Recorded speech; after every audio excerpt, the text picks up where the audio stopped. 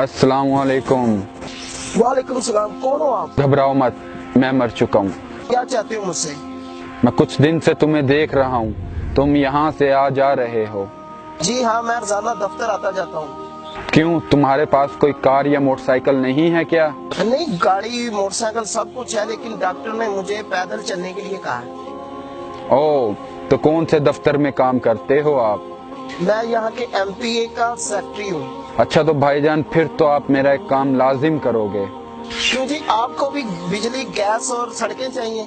नहीं भाईजान, ना ही हमें गैस चाहिए, ना ही हमें बिजली चाहिए, और ना ही हमें सड़कों की जरूरत है। हम सब कब्रिस्तान वालों का तो सिर्फ एक ही मुतालबा है। क्या मुतालबा है आपका? अपने साहब से कहकर कब्रिस्तान में एक फ्री वाईफाई का इंतजाम कीजिए। Free wifi? उसका आप क्या करोगे?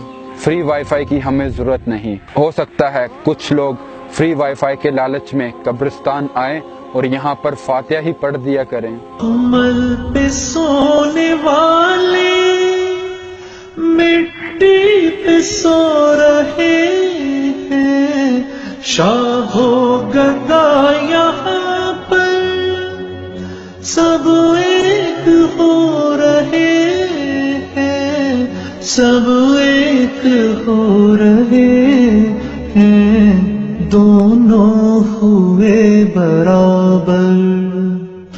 ये मौत का असर है, ये मौत का असर है।